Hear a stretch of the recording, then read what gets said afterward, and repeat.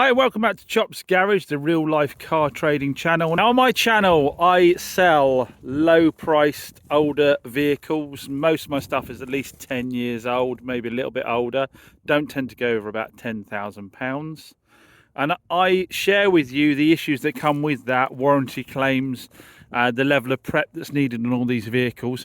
And what's often said in the comments is, if you just stuck to Toyotas and Hondas, you'd never have any issues. And I want to tell you that is a flat out lie. I am now into what I think is my 7th year of trading older vehicles, and I can tell you for a fact that Toyotas and Hondas cost me just as much to prep and in warranty claims as any other make.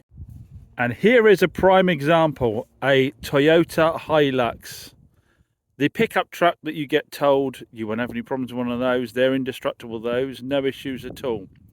I've sold quite a few pickups in my time. I've sold Nissan Navaras, Isuzus, what else have I sold? I've sold Ford Rangers. I've sold a Ford Ranger with 220,000 miles on. I never heard anything back from. I sold a Isuzu with over 100,000 miles. It had a lift kit on it and it obviously had quite a life. Never had any problems with it. My Nissan Navaras, never had any back on those. This Toyota Hilux, been a nightmare. Now before anybody says it's going to be a nightmare because of chassis and so forth, no, that hasn't been the issue. It's been mechanical items. So we sold this to one of our subscribers, David, who came down, picked the vehicle up. Now at the time I said, got a bit of a deal on this pickup truck. I'm going to let it go a bit cheaper than people say it's worth. And the phone rang off the hook. I could have sold this 10 times over. But I am certainly regretting not having put it at full price now.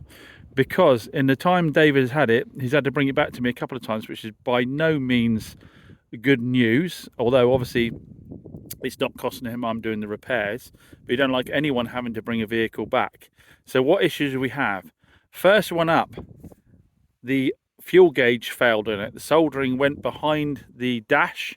He had to bring it back. We had to take the dash out, get that sent off, and we had to pay what, a couple £100 or whatever it was to get that sent off, get it put back in again so it was working. Dash went back in, that sorted out the fuel gauge. But then we had an issue with that he mentioned, that he was having some vibration in the steering at 70 mile an hour. Now to be fair, I hadn't taken this at 70 mile an hour. Our nearest motorway is an hour down the road, and so I don't really tend to take vehicles to that speed. Just a little drive around the lanes here, 50-60 mile an hour max. So I said, no worries, we'll get the tracking done. The guys did the tracking, said sorted. So that was in total maybe about 300 quid's worth of bits and bobs we did at that time.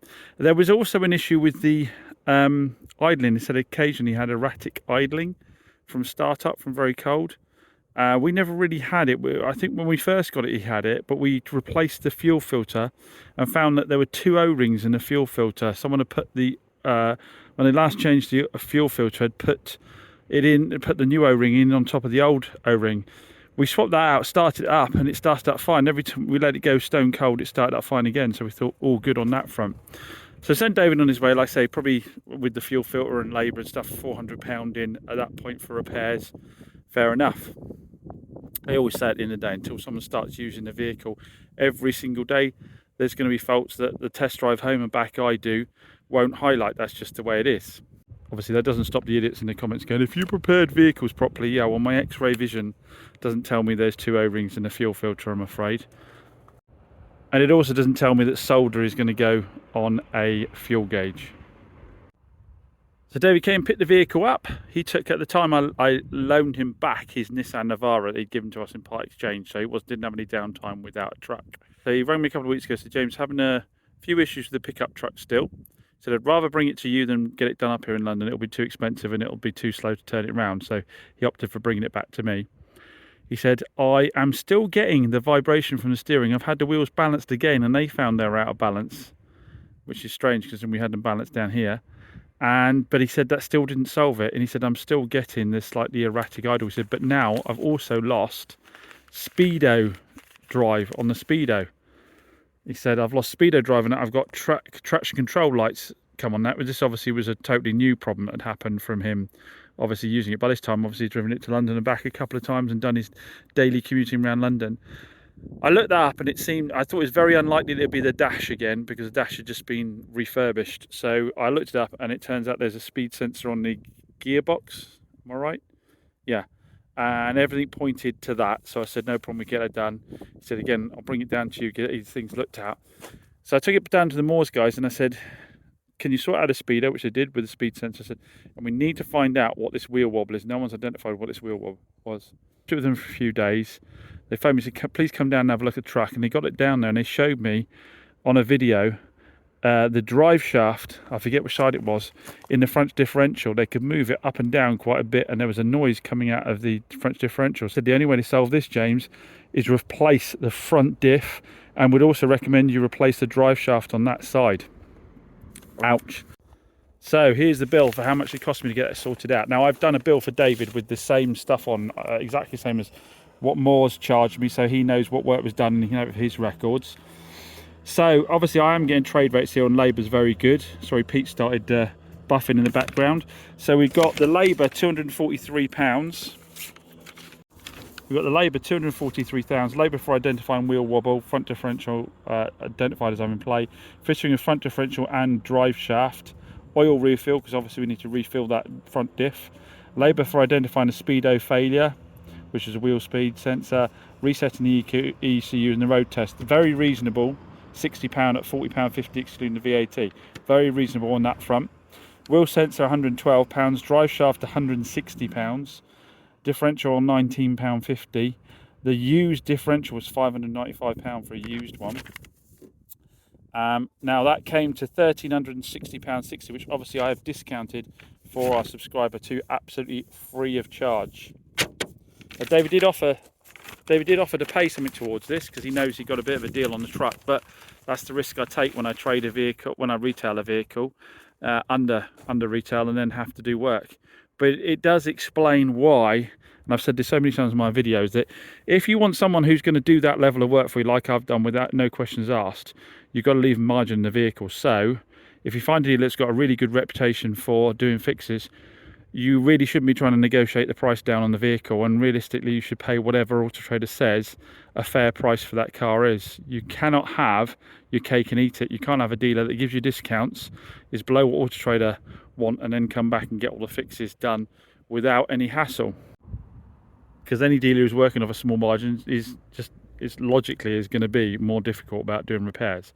But anyway, back to the point in case here is that this Toyota, that should be, according to a lot of people in the comments, indestructible, and I wouldn't have problems with my vehicles if all I got was those vehicles, is clear proof that Toyotas can have, at this age, have as much work on them as anything else. I've had the same thing with RAV4s, had the same thing with Yaris's. I've replaced catalytic converters on Yaris's, I placed clutches.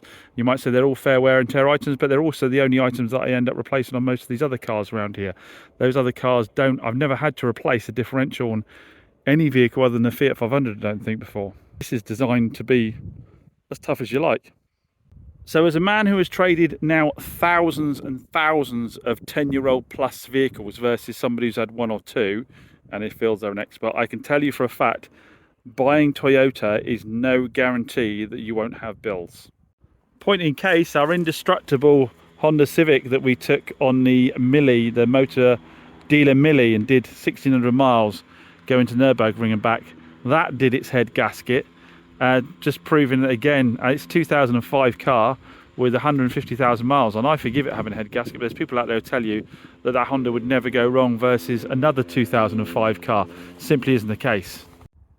Now, despite that, I have just bought another Toyota. I've just bought a Toyota of one of my daughter's friend's dad, 130,000 mile Toyota Urus. Urus? Isn't it? I don't even know what engine this has got, you know. And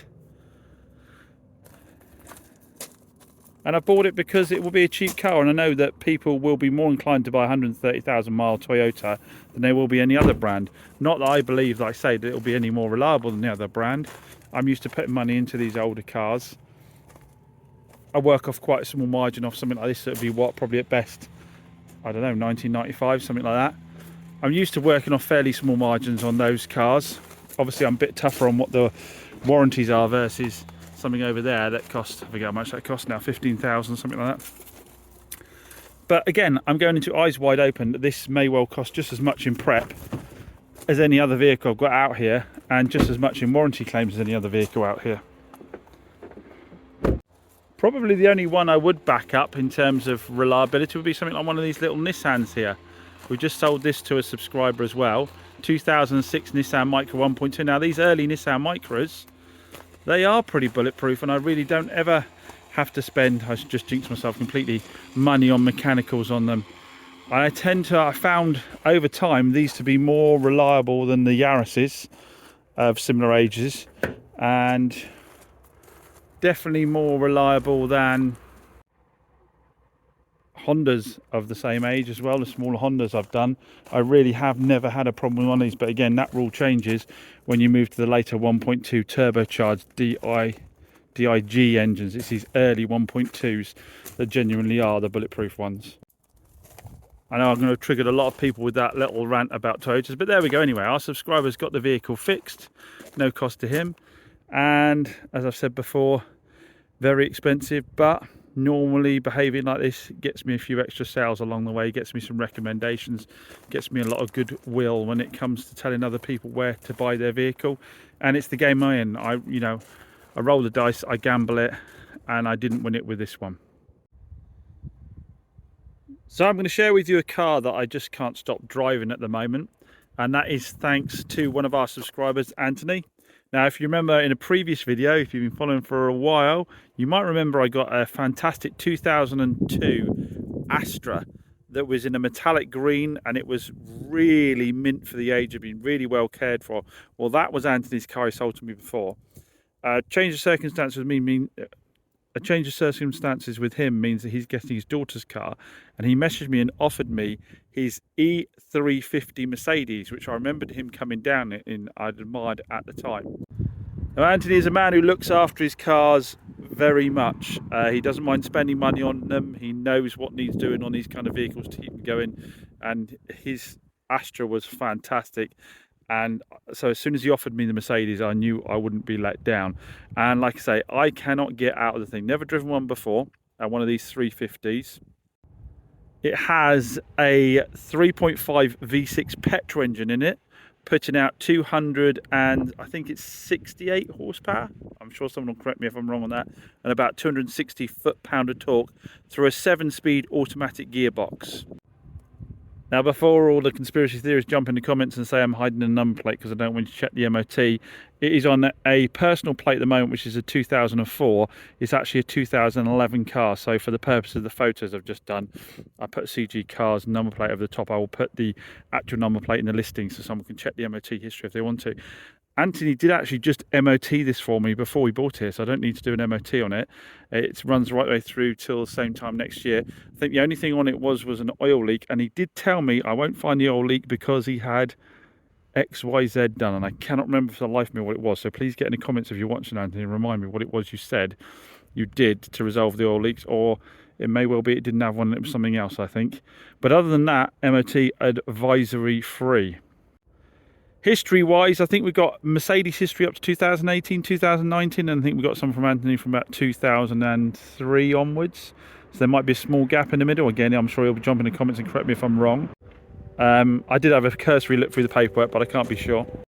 I have seen some invoices and some bigger jobs that he told me that he had done, which one, for example, is the manifolds have been off and all the O-rings have been replaced to prevent any air leaks within the engine. This thing, the reason I can't get out of it, it pulls like a steam train. Those figures I gave you probably don't come across, you know, as well as they should. I had a S4 Audi in the other day, which was supposed to be 300 brake horsepower odd, and I think this is equally as quick as that.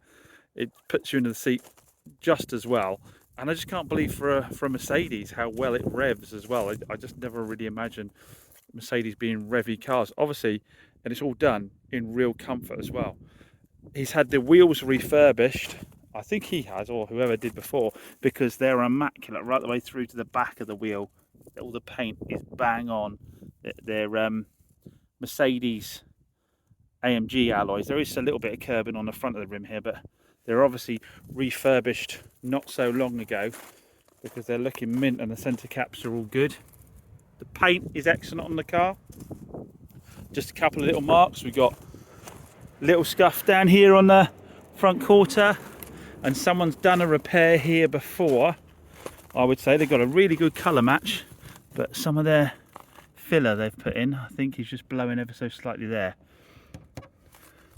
Obviously this is 2011, as I said, so it's going to have some bodywork blemishes, but overall for that age it is looking absolutely fantastic. All the wheels this side are good as well.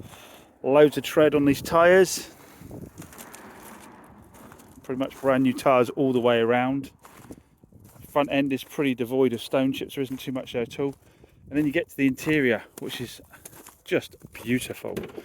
It's really, you would never believe this car had done 125,000 miles. The bolsters are hardly worn, all the leather is excellent.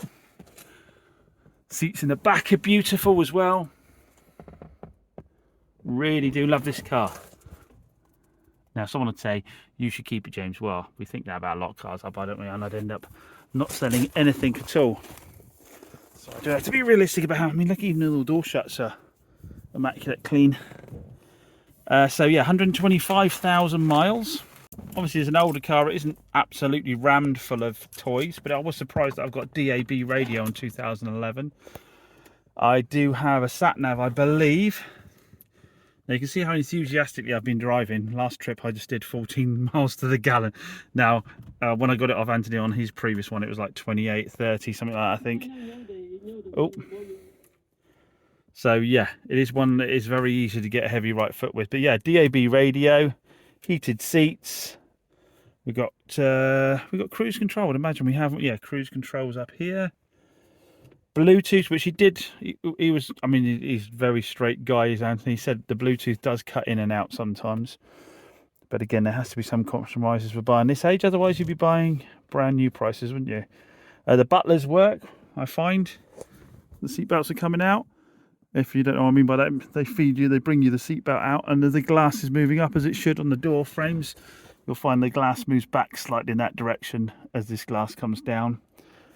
Just can't get over how clean all the door cards and the seats and so forth are, even the carpets. It's such a nice car. If we start her up, starts on the button, which it has every single time we've been in it. Settles down to nice. I believe they're chain, these, aren't they? Yeah, I'm 99% sure they're chain. But it just revs so freely, and it's got a lovely note, as you can no doubt hear as well. I've had an AMG before. I do remember enjoying that as well. I had a CLK C55 back many moons ago. But I would say this gives me a lot of the same performance for less cash. It's got just the right amount of burble to it. Not outrageous. Boots, really nice condition. I'll have a look under the bonnet. Now what I'd like to happen with this car is I really would love it if this went to another subscriber. I think Anthony would as well. Because I doubt there's many cars of this age that are this well looked after. Where is it? And I know he wasn't overly keen to get rid of it, but he just couldn't fit that many more cars into his driveway. All lovely in there. So massive thanks to him for obviously offering the vehicle to me, bringing it down. His daughter followed him down, so massive thanks to her for putting up with the two of us chatting cars. I've done a photo shoot with it today, so it will be up on the website. And like I say, hopefully it goes to another subscriber to enjoy it, because I think this is the kind of car someone could, who isn't doing a lot of miles anymore, maybe wants a second car for weekends, would have a lot of enjoyment out of. And I wouldn't think anything of going and doing the journey I just did in a little Honda, 1600 odd miles round trip into Europe with this at all. I did say to my mate Ian, we should have just told Joe we paid £1,000 for this and then gone storming off on this, because it would have been absolutely beautiful to make that journey in. So yeah, big thanks to Anthony once again, and everybody that offers me their vehicles.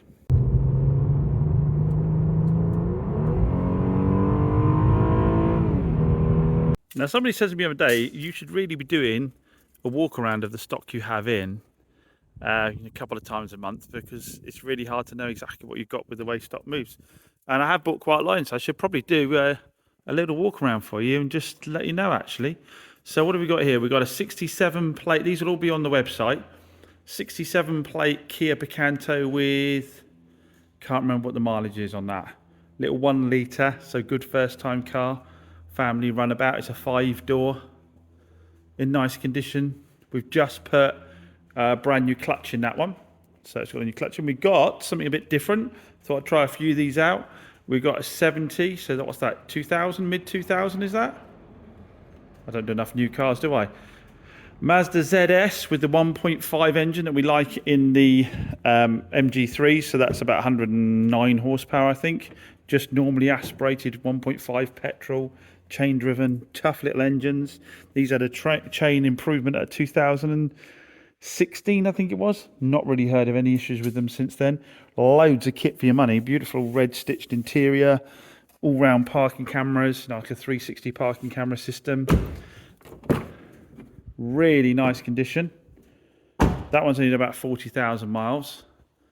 We've got obviously the car we featured, which is the Mercedes E350. The Barchetta is back. I said it right today. Barchetta is back. Had to spend a ton load more money with Moores again, who found that the people who did the previous work on it hadn't got it right. And the reason I was still smelling fuel in the cabin was that all the breathing system for the fuel tank was bad. So they replaced all the breathing system. It runs so much better from cold now, and you don't get the fuel smell in the cabin. So that is now actually ready to be sold. And we just got to find the right person for it, because this one's only done, was it 11,000 miles? It had one owner from you, unfortunately. Our subscriber who found it put his name on a document before he transferred it to me. So it's now got 2 owners on the book, but it was genuinely a 1 owner car, this, and it's pretty much mint. So something to tuck away, take to shows, that kind of thing. None of the stuff at the back is for sale. Obviously, that's our raffle car, the 106 GTI. So there'll be a link in the video description if you want to have a go at winning that. Just bought this Citroen C3 Aircross 1.2 PureTech. Just had its belts done, wet belt done on it. Just had a fresh MOT. Had its wheels refurbished. It needs a valet. We haven't valeted yet. 40,000 miles. Manual. So we'll give this a clean. This probably won't be on the website because it's only just come in. I'll try and get it on there before. But that'll be a nice little car. Not a lot to do on this. We've got to get PDR guy out to do a little ding on there, give it a bit of machine polish and a valet, and they'll be up for grabs. Bought in a 68 plate little Ford KA 1.2 Z-Tech. So the engine people want, they don't want the wet belt, do they? We need to do a bit of paint on the side. That's going to be done to the paint shop to be done. But that's a really nice colour combo with that metallic red on as well. We've still got this Crosslander kicking around, which I don't know why. 2016, 70,000 miles. We did a new, it's had a new wet belt. It's had a new dual mass flywheel. It's had a clutch. So if you're going to buy one of these, this is the one to buy, because all the work that's due between sort of 70,000 miles and 110,000 miles, we've already done. And it's in fantastic condition. I love the colour as well. Don't understand why that's not moving. We've got the Audi A6 3-litre TDI that we bought from the bulk lot from the guys up at Cartwright. So that is up on the website. It's 140,000 miles on automatic 3-litre diesel, but that's chain driven again, tough diesel. That'll go on to do mega miles. We got our BMW X1 2-litre diesel that flew through its MOT, advisory free, and the tester said that is one nice car. And I have to admit, having driven it, feels like a new car. Drives really well. It's got 130,000 miles on, I think, but drives like a car with half the mileage on. We've got a Nissan Note, one of my favourites, that we've just got to do some paint on. 1.4. Again, chain driven Nissan. Before Nissan went wrong with their engines. I love a Nissan Note because you've got something that can be a van. It can take the dogs where you need it to take, and take the family where you need to take. Never had a warranty claim on a Nissan Note. Brave thing to say, I know. Never had a warranty claim on a Nissan Note. 2012. It's got low miles. I think it's got 50,000 miles on it. That. Another, I told you I was trying a few of them, ZS on an 18 plate. Obviously, this will be quite a bit cheaper than the other one. I can't remember what the miles were on this. Really tidy little thing. We've got to do a bit of paint on the wing. Again, spec-wise, you're getting a lot of spec for your money. I just thought these looked like really good value for money. And my experience with that 1.5 chain driven, as I said, is I don't get problems with them. I really don't. I've sold a number of those MG3s, never had any back, and people have absolutely loved them. So I think these, at the price point they're at, we do have a local MG main dealer as well who's selling the higher end and more expensive ones, so that might help us shift these. Got another Kia Picanto 1 litre just come in, 64 plate. Again, it's a 5-door with the 1 litre. We haven't started on that yet, but that'll be a great first time car. The Countryman we got from the guys down at Cartwright as well, unfortunately needs a turbo, so we're going to be putting a turbo in that and putting that for sale because we had a lot of interest in it. We finally got the C4 all finished off. It needs a little bit of paint, but I think I might keep that as a loan car, or is it too big? Can't decide. Is the i10 too small and the Picasso too big? I don't think there's a lot of value. This is like a 2495 car if we do the paint. But we put a new clutch in that one as well, and I have to say it always starts up on the button and drives really well. So I guess if someone does need a cheap mode of transport, then that could be up for grabs. We've got the Nissan Micra, which we've sold to a subscriber. We've got the Mercedes C220, which is going to be a raffle car. We have a Mokka I picked up the other day. I picked up 1.4 turbocharged 2016 Mokka via my first car ever purchased through CarWow. Came up just down the road in Torrington. I thought, I'll go and have a look at that because I'm going to get a chance to have a look at it before I buy it. Well, I bought it, but I could have rejected it when I turned up. It's actually a really nice little car. It needs a little bit of paint. We're going to drop it off for some paint on the boot lid, on the bumper, sorry. Underneath that trim, it's all a bit cracked. That needs doing. Very honest listing of the lady. Very honest listing. I was quite pleased. I didn't really chip her at all when I got there because it was exactly as described. It's got a good service history. Mokkas always sell well for me, so that should do all right. We've got a Mini that we bought as a job lot. We want to dig out, see if that's any good. I've done nothing with the A2 still. That'll probably end up being a raffle car, and a lot of people do want to get their hands on that. We have actually got the right bumper for the Meriva now, so we just need to paint the bumper and put it on because that was a really nice car. We've been sitting on it way too long. We took in part exchange a little Toyota Yaris that needs a clutch. The lady was going to take it to just get it scrapped, and I gave her what did I give her, a couple £100 for a 2006 Yaris. Needs a clutch, needs a wing mirror cover. That actually is sitting on top of the paint, so that'll buff out.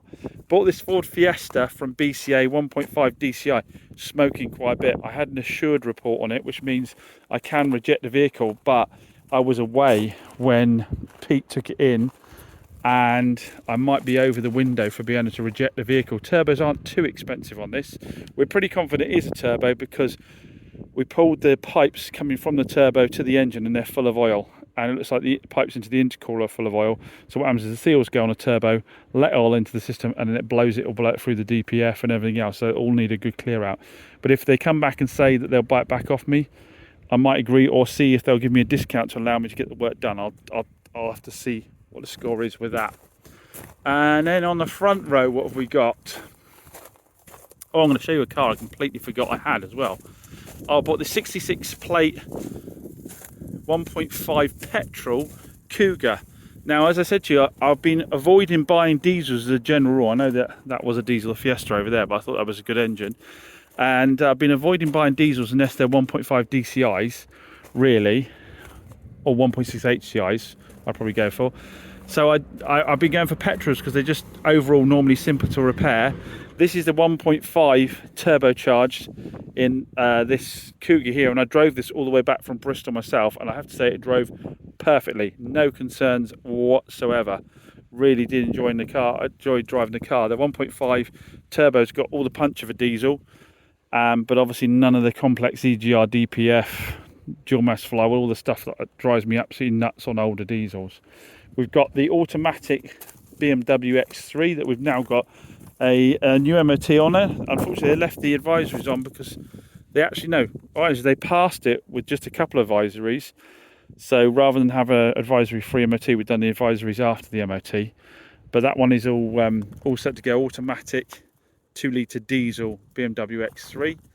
We've got the Jaguar, which I've got a number of people on this Jaguar, but no one's going across the line at the moment. Lots of messages on it, lots of phone calls on it. But I have held it off for the last few days because there's a subscriber who's interested in buying it, and he's coming quite a long way. So I've held off anybody with any interest. There were a couple of part exchanges that I wasn't really interested in. I've got a hands on one of my favourite cars, Dacia Duster. with the 1.5 DCI in. Probably my favourite combo. Is this open? I can't remember what the miles is. This is on the site. This is really clean, this one. Really clean car. There's a couple of little marks on the bonnet there has been touched in. But overall, really clean. Again, an inexpensive car. I like the sub 5k price point. So that's up on the website. Great little all-rounders, the Dacia Dusters. We've got the Honda Jazz we bought off a subscriber automatic. That's had the paint done. The reason it's not advertised at the moment is I'm waiting on a replacement seat because there's a lot of wear in the seat. So we will. I think that's one of the few that isn't on the website. And I think that's it. Oh, I was going to show you the car that we forgot I had now. I bought a, what the hell is it? I can't remember what it is. Daihatsu Cure? No. Hold on a second. It's a Daihatsu Sirion. I bought a Daihatsu Sirion ages and ages ago from the main dealers. Now I'm talking nearly 8 months ago, I think. Yeah, 8 months. And I dropped it down to the garage down the road and said, can you get it MOT for me? This is before I had PT working with me. Can you get it MOT'd? And it all came to a grinding halt. They replaced the rear bushes on the rear beam and some brake lines. But then the catalytic converter was rotten and letting gases out in the engine bay. And no one could get one for love nor money. We couldn't find one anywhere. And the bit that was, so it was actually this bit that was actually rotten. And that meant that you couldn't seal up the exhaust manifold here to the head. So what I did in the end is I got hold of a company called Stop and Weld down in Barnstable and said, is there anything you can do to replace the rotten part of it? And they said, yes, no problem at all. We'll laser cut it out, we'll bend it. They did all of that. I dropped this down to the guys at the other garage probably a month later, I'd say, and they just never got around doing anything with the car. I just sat there, and I actually got to a point where I forgot that it was down there. And they rang me the other day and said, oh, we're having a clear out. The landlord wants us to move some stuff. Could you come and collect your car? And I was like, what car? Like the little Daihatsu Sirion. It's like, blimey, I forgot all about that car. I forgot all about it. So Pete and I went and dug it out, put a back jump pack to it, started right up. We fitted the manifold. We drove it up here without any manifold on, so very noisy. Fitted the manifold back on. And the guys down there, to be fair, said, we know we didn't get onto it at all, so they didn't actually charge me anything for the work at all. For all the labour they did doing the rear pipes and doing the bushing on the back, they didn't charge me any labour for it at all, which is really good. So Pete's just given it a buff, and he sprayed the wheels up. He sprayed the wheel trims up over there to tidy those up. It has done 130,000. 130 is this, Pete, or a bit less than that? What's coming up? Is it coming up on the dash? 130,000 miles. Yeah, 130,000 miles. But again, you wouldn't believe it with the fabric inside. The fabric, there's, again, no wear. Look, 130,000 miles, and the bolsters are like brand new. It's come up really clean inside. And as you can see from Pete's polishing, the paintwork's really good as well. My wife did have one of these when we first got together, and hers never missed a beat. Again, we've got basically a Toyota 1.33 16 valve twin cam in it, so it's quite a nippy little devil, chain driven, and we've never had problems with the chain. I should again jinx myself, never had a problem with the chain on this. And this has, I think it had a full service history, but probably on a 2008 might be worth, I don't know, what do you reckon, Pete? It's 1995 at best, isn't it? I'd have said. What does Pete think? Bit less than that. That's why we don't let Pete value cars. Well, it's not going to be more. It's not going to be less than 1,500 quid with a new ticket on it, though, would it? I wouldn't have thought. To be honest, I'd rather keep it as a loan car if it was going to be less than 1,500 quid, because I don't think we stole it. Obviously, we didn't realise we were going to have the problems we were going to have with it. But it's polishing up to a nice little car, and stuff like this will always sell for me. It's just obviously difficult to make a profit on it when parts are getting harder to find. You can't get off the shelf at a reasonable price. Catalytic converters can kill a little car like this. They're so expensive. So that is where we are with a little walk round of stock. I don't think I've got anything else coming in that I can recall at the moment. No. Need some small cars again. Small cars are selling out really quick. I've got a really nice mix of 4x4, you know, what I'd call soft road 4x4. Most of them are two-wheel drive, but soft road 4x4 is the kind of things that people want around here that just have a bit more ride height, smaller engines. Got a good selection of that ready to go into the winter, because in the winter I get asked for those a lot, but I could do with a lot more of the sort of 3495, 395 5-door little hatchbacks. So remember, I'm always up looking for stock. Just bung me a message. I'll put a link to the website down below. Oh, and by the time this video comes out, it must be about your last chance to get either more tickets or your first tickets for the 106 GTI raffle. This is our one, again, the car we got off a subscriber. We put a fresh cam belt in, oil and filters, brand new MOT. It's only got about, I think it's what, 70,000 miles on it. I drove this all the way from North Devon to near London for the Rustival show with Hubnut, and it got me there, no problems at all. Ridiculous fun to drive, and obviously getting very, very collectible now. I'll put a link in the video description down below, and we are giving to a charity, Golfing Dreams, isn't it? I think we're a charity that helps people with special needs and disabilities with golfing events. So when you enter, you also help that charity. Like I say, I'll put a link in the video description down below, or just Google Chops Garage raffle. By the way, the raffle site says that the car won't be drawn if a certain amount of tickets aren't hit sales-wise. Ignore that. I'm going to give away the car to whoever wins if they want it, even if we haven't hit the maximum ticket sales. Or, I mean, they could choose to have the cash alternative if they wanted to, which I think the raffle site automatically generates what that is. But no, ignore it. It will be won. If you enter, it will be won. It's sold enough tickets to go, so let's let it go.